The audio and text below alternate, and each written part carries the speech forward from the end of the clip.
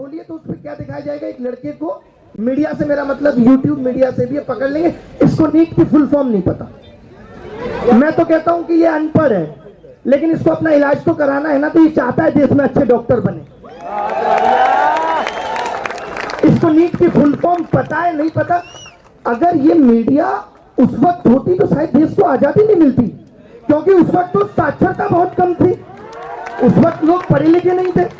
गांधी जी के आंदोलन में अगर आप लोगों के मुंह पे माइक लगा के पूछते और कहते फ्रीडम की फुल फॉर्म बताओ, फ्रीडम के बाद फायदा क्या होता, तो लोग शायद माइक पे बोलने से करते, तब तो देश को आजादी नहीं मिल पाती। क्या हर एक ये जो नीट है ना, मैं आपको बताना चाहता हूं, नीट एक रिसेंट में हुआ मुद्दा है, लेकिन ये जो आवाज इन्होंने उठाई है या आप लोग जो आज यहाँ इकट्ठे हुए हो, ये 5-7 सालों का गुस्सा है, जो पिछले 8 साल में 80 पेपर लीक हुए, ये उसका दर्द है। नीट का पेपर ठीक से हो, इसलिए इतने बड़े देश के प्रधानमंत्री को 45 मिनट के लिए रोक दिया जाता है, लेकिन पेपर लीक नहीं रोकेंगे। वो क्यों रोकेंगे? पेपर लीक तो उद्योग है, इससे हमें फायदा हो रहा है, ऊपर तक पैसा पहुंच रहा है। आप बताइए, आपने कभी बिहार के शिक्षा मंत्री को सुना है? आप कहेंगे उनको खुद ही नहीं पता कि वो शिक्षा मंत्री है कि स्वास्थ्य मंत्री है। अगर देश का स्वास्थ्य मंत्री और शिक्षा मंत्री ठीक हाथों में ये जिम्मेदारी नहीं दी जा रही, तो क्या ये नेतृत्व पे सवाल खड़े नहीं करता कि आप किसी को भी उठा के स्वास्थ्य मंत्री बना दे रहे, जिसके खुद के स्वास्थ्य पे सवाल उठ रहे हैं? क्या शिक्षा मंत्री को शिक्षित नहीं होना चाहिए? इस देश के नेताओं को ऐसा लगने लगा है कि ना तो इस देश की शिक्षा व्यवस्था से उनको कोई मतलब है।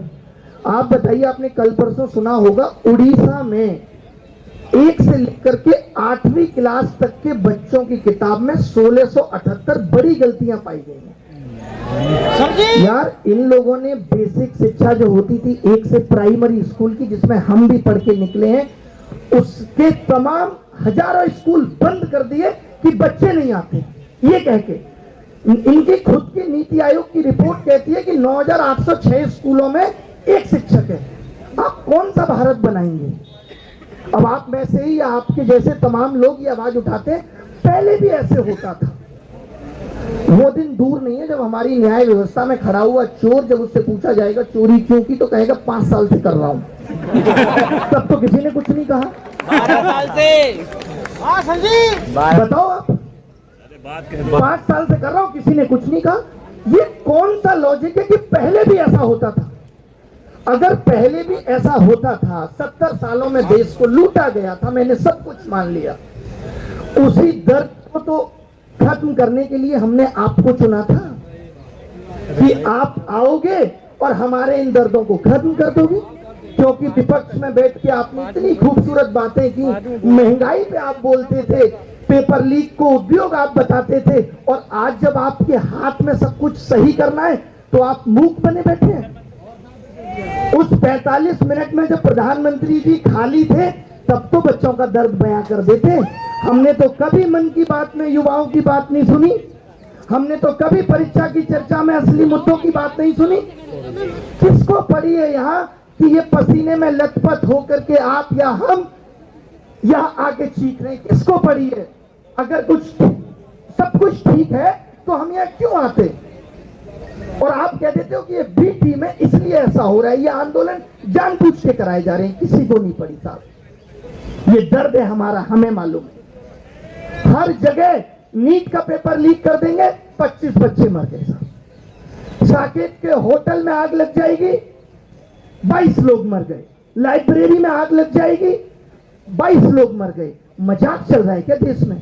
बीएड का पेपर देने गए लोग बाहर फोटो स्टेट कराने आए, जहां खड़े थे गड्ढे में गिर गए। ये देश सुधारने आए थे आप?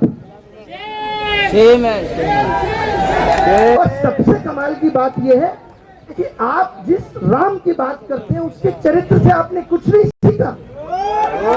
वो राम रात में निकल के लोगों का दर्द दुख सुनते थे, आलोचना सुनते थे कि प्रजा क्यों हमसे खुश नहीं है, और आप उस आवाज को खत्म करने का काम करते हैं।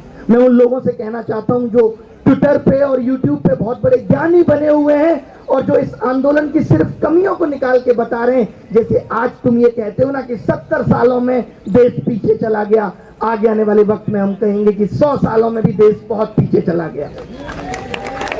चाइना 1980 में हमसे पीछे था और आज देख लीजिए कहां पहुंच गया।